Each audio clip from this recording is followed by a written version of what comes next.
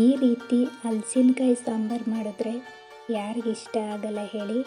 ನನ್ನ ವಿಡಿಯೋನ ಸ್ಕಿಪ್ ಮಾಡದೆ ಪೂರ್ತಿ ನೋಡಿ ಸಪೋರ್ಟ್ ಮಾಡಿ. ಹಾಯ್, ಎಲ್ಲರಿಗೂ ನಮಸ್ಕಾರ. Welcome back to my channel. ಇವತ್ತು ಹಲಸಿನಕಾಯಿ ಸಾಂಬಾರು ರೆಸಿಪಿನ ಶೇರ್ ಮಾಡ್ತಾ ಇದ್ದೀನಿ. ಮೊದಲಿಗೆ ಹಲಸಿನಕಾಯಿನ ಈ ಥರ ಸಣ್ಣ ಸಣ್ಣದಾಗಿ ಪೀಸ್ ಮಾಡಿಟ್ಕೊಂಡು ಒಂದೆರಡು ಸಲ ತೊಳೆದು ಎತ್ತಿಟ್ಕೋತಾ ಇದ್ದೀನಿ. ಹಲಸಿನಕಾಯಿ ಸಾಂಬಾರಿಗೆ ಅವರೆಕಾಳು ಹಾಕಿ ಮಾಡೋದ್ರಿಂದ ತುಂಬಾ ಚೆನ್ನಾಗಿರುತ್ತದೆ.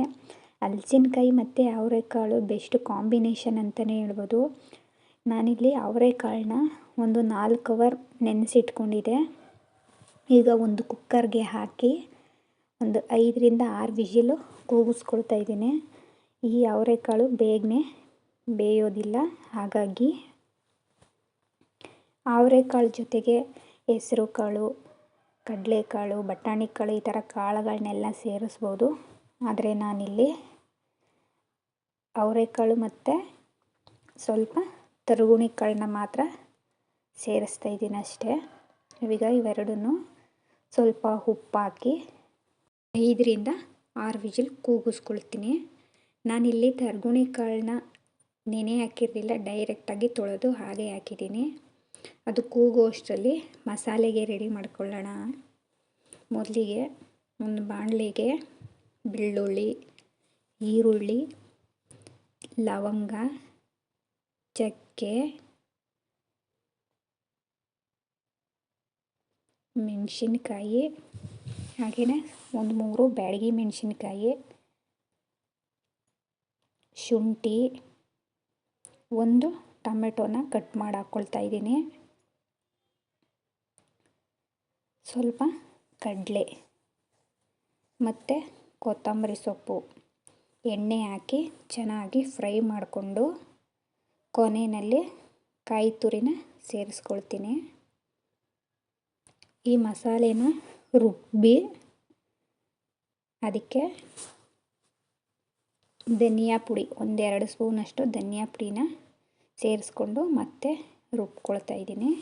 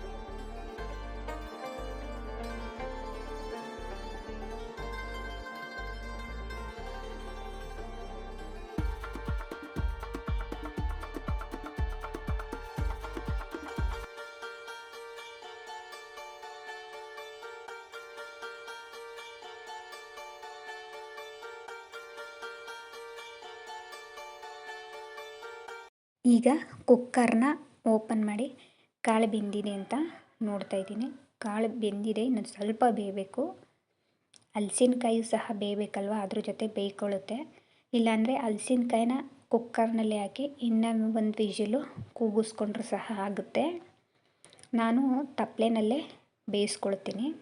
ಈಗ ಒಗ್ಗರಣೆಗೆ ಒಂದು ತಪ್ಪಲೆ ಇಟ್ಟು ಅದಕ್ಕೆ ಎಣ್ಣೆ, ಸಾಸಿವೆ, ಈರುಳ್ಳಿ ಜೊತೆಗೆ ಕರಿಬೇವು ಇಷ್ಟನ್ನು ಹಾಕಿ ಫ್ರೈ ಮಾಡಿಕೊಂಡು ತೊಳೆದಿಟ್ಕೊಂಡಿರ್ತಕ್ಕಂಥ ಹಲಸಿನಕಾಯಿನ ಹಾಕಿ ಒಂದು ಸ್ವಲ್ಪ ಫ್ರೈ ಮಾಡ್ಕೊಳ್ತಾ ಇದ್ದೀನಿ.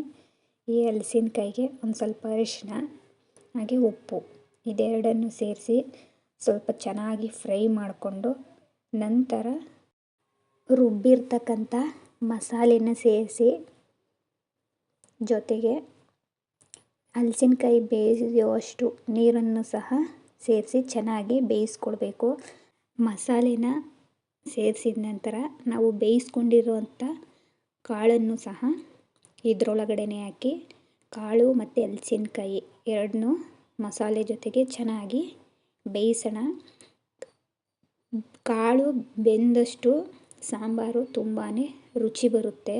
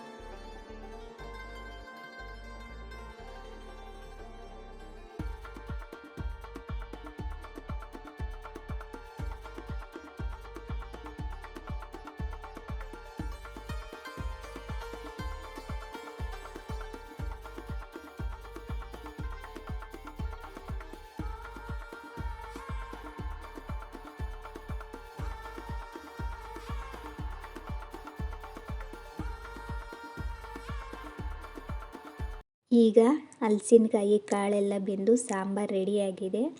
ಈ ಸಾಂಬಾರಿಗೆ ಹುಚ್ಚೆಳ್ಳನ್ನ ಹಾಕಿ ಮಾಡಿದರೆ ತುಂಬಾ ಟೇಸ್ಟಾಗಿರುತ್ತೆ. ನಮ್ಮ ಮನೆಯಲ್ಲಿ ಇರಲಿಲ್ಲ, ಹಾಗಾಗಿ ನಾನು ಹಾಕಿಲ್ಲ. ಈ ಸಾಂಬಾರು ಮುದ್ದೆ, ಅನ್ನ, ದೋಸೆ, ಚಪಾತಿ ಜೊತೆಗೆಲ್ಲ ಹೊಂದ್ಕೊಳ್ಳುತ್ತೆ. ತುಂಬಾ ರುಚಿಯಾಗೂ ಸಹ ಇರುತ್ತೆ. ನೀವು ಒಂದ್ಸಲ ಟ್ರೈ ಮಾಡಿ ಹೇಗಿತ್ತು ಅಂತ ಹೇಳಿ ಕಮೆಂಟ್ ಮಾಡಿ ತಿಳಿಸಿ. ಸಬ್ಸ್ಕ್ರೈಬ್ ಮಾಡಿಕೊಂಡು ನನ್ನ ಚಾನಲ್ಗೆ ಸಪೋರ್ಟ್ ಮಾಡಿ. ಈ ರೀತಿ ಹಳ್ಳಿ ಸೊಗಡಿನ ಸಾಂಬಾರು ರೆಸಿಪಿಗಳೆಲ್ಲ ನಿಮಗೆ ಬೇಕು ಅಂತ ಹೇಳಿದರೆ ದಯವಿಟ್ಟು ನನ್ನ ಚಾನಲ್ಗೆ ಸಪೋರ್ಟ್ ಮಾಡಿ. ನಿಮ್ಮ ಸಪೋರ್ಟ್ ತುಂಬ ಅಂದರೆ ತುಂಬಾ ಮುಖ್ಯ. ಸಬ್ಸ್ಕ್ರೈಬ್ ಮಾಡ್ಕೊಳ್ಳೋ ಮೂಲಕ ನನಗೆ ಸಪೋರ್ಟ್ ಮಾಡಿ ಅಂತ ಕೇಳ್ಕೊಳ್ತೀನಿ. Thank you for watching.